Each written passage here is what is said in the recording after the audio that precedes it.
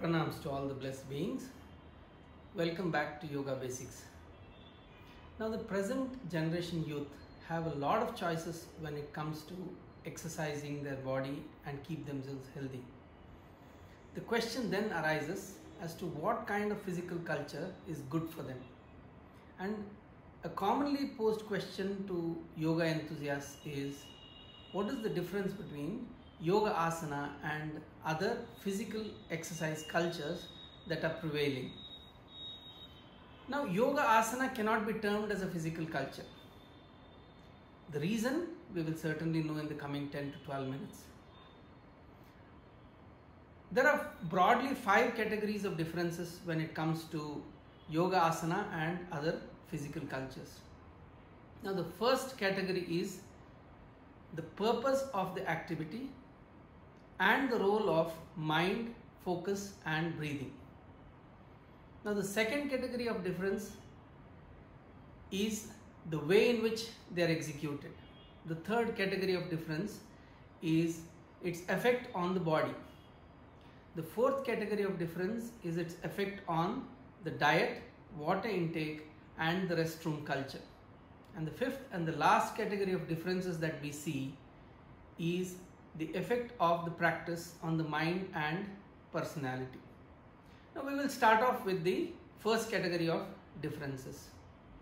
Now yoga asana starts with the body but ends with the mind. The purpose of yoga asana are 3. One is to relax the body.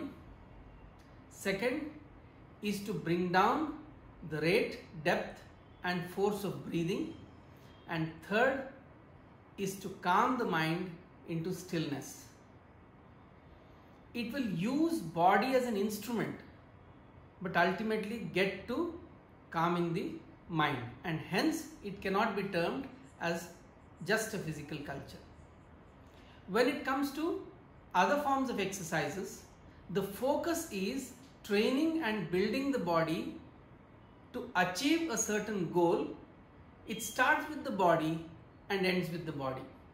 If I need to prepare myself for a 100-meter dash, my body is prepared for that and ultimately I use that particular training to execute a physical feat. If I am a weightlifter, I do the same. If I am a gymnast, I do the same. So most often other physical cultures start with the body and end with the body. Now the second part of this difference is the focus or the mind. In yoga asana, the mind is completely focused inwards. So much so that many advocate performing yoga asanas with closed eyes and the mind being completely inward. Now the inward looking mind is called as Nirodha Vritti. This is an attitude that we need to develop. Whereas when it comes to other physical exercises, the mind is outward bound. You will see quite a few people wearing headphones, listening to their favorite music or songs when they go on the treadmill. You will see a blast of music that is filled the hall in case of gyms. I don't say every physical exercise is bereft of the focus of mind, but by and large the mind and the senses are outwardly focused and they are called as Vyutthana Vritti. So in Yogasana we have Nirodha Vritti or restraining the mind and moving them inwards, and in other physical cultures we have Vyutthana Vritti or the mind moving outwards. In addition to this, when we practice yoga asanas, we are required to adopt a certain attitude or bhavas. There are principally 4 bhavas or attitudes one needs to adopt when he is practicing yoga asanas. For example, when we practice asanas in meditative postures, for example, Padmasana, Sukhasana, Siddhasana, Swastikasana, Vajrasana or Sthita Prarthanasana, we adopt an attitude of Dharma Bhava, which means a sense of commitment, a sense of duty, a sense of correctness or righteousness. Whenever we perform asanas which are balancing in nature, for example, Ekapadasana, Vrukshasana, Mayurasana, Kakasana, we adopt Jnana Bhava, which means a sense of learning, a sense of focus or concentration. Now, whenever we perform asanas which are backward bending, such as Hasta Utthanasana, Chakrasana, we adopt a sense of or the bhava of Aishwarya, which translates into feeling of confidence, strength, generosity.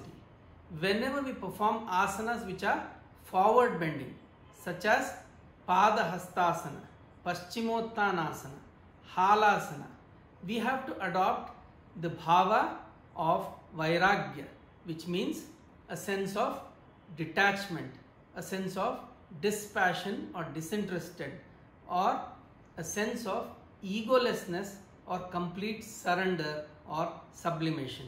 So we have to adopt these attitudes in our mind and focus completely inwards, and we perform the asanas so that the asanas themselves further augment this attitude within us. Now, these are the differences when it comes to the mind and its focus. Now, coming to breathing.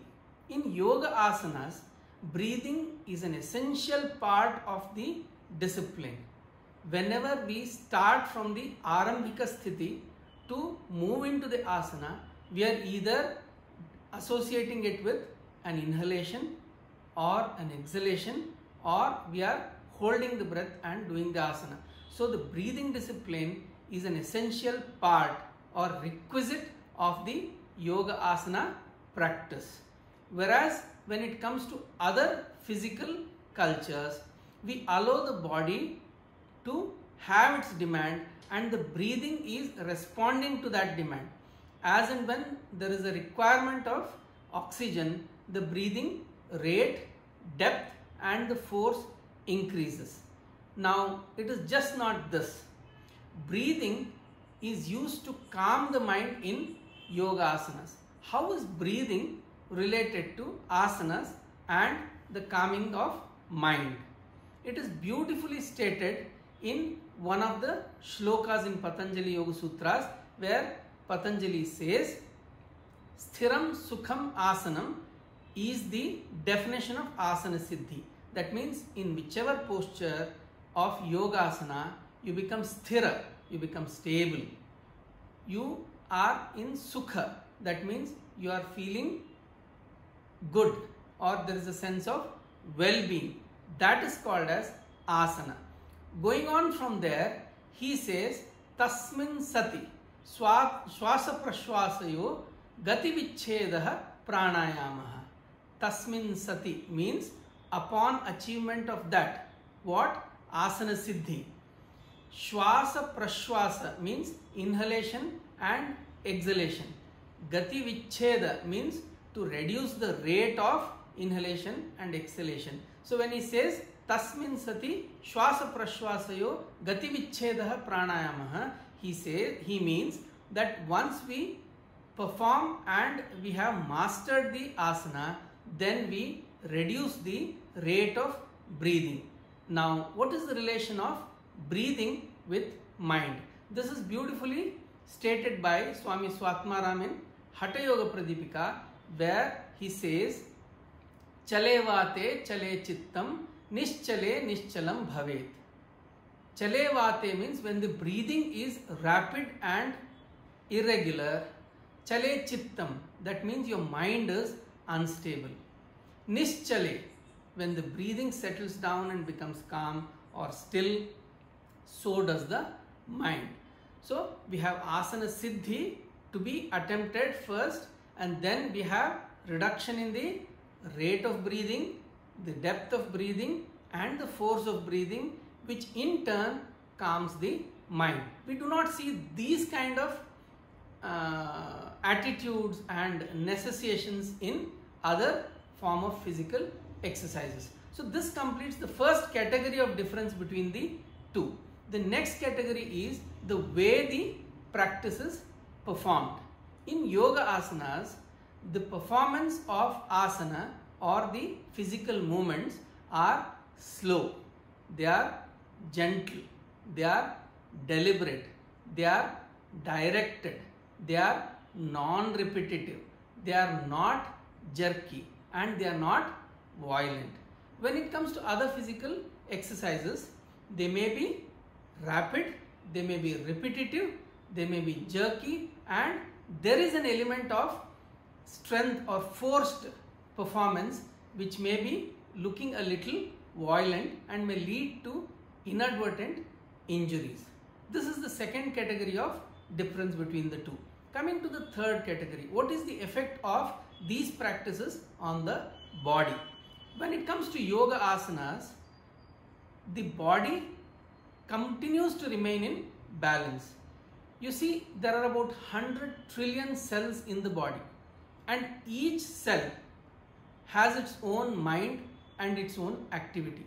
At any given time, we should realize that there are about 70,000 chemical reactions that are occurring in each cell. So when this is happening, there are certain activities which are building activities called as anabolic activities, and certain activities which are destructive activities called as catabolic activities, which destroy the used up cells and clean the body from within. So there is always a balance between anabolism and catabolism that is seen. And in yogasana, this balance is not altered.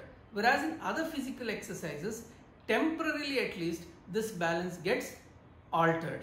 This is what we mean that yogasanas do not create any imbalance within the body at the time of practice and later. While in other physical exercises, once the practice is over, the body tends to recoup and regain its balance. Now, at the end of yogasana, we feel enthusiastic. This happens once we have mastered the asanas. Till the struggle is there, we may not feel as much of this effect. Whereas at the end of other physical exercises, we really feel exhausted because we would have put our body into a lot of strain. Now, this is the third category of difference that we have seen. Now, the fourth category of differences is that of food, water intake, and the restroom culture. You should realize that yoga asana brings down the hunger considerably. It brings down the thirst considerably. Whereas in other cultures, the hunger and thirst may increase because you have spent a lot of energy there. In yoga asanas, moderation in diet or mitahara is an essential part of the discipline of yoga asana. There is no yoga asana practice without mitahara or moderation in diet. Now, mitahara itself is a subject of a long talk which will be discussed separately.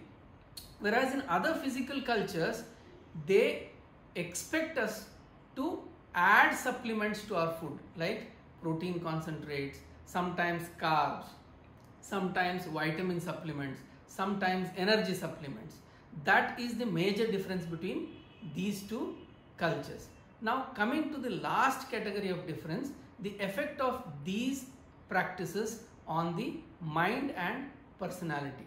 Now, in yoga asanas, the more we go into the advanced practices, the mind starts calming down. You become more humble. You become more inwardly focused. You become less and less disturbed by what is happening around you. So it gives us a sense of stability of mind and body. We move on to such an extent that nothing will really disturb us once we reach a certain level of achievement. Whereas in case of other physical cultures, the more we achieve, there is an increased sense of pride that accumulates. There is some amount of arrogance that comes in, and we become more and more competitive. and even small things start making us a little restless because we have increased our physical goals as we move on with practice in those physical cultures. So these are the 5 broad categories of differences that we have seen between yoga asanas and the other physical cultures. Pranams to all of you.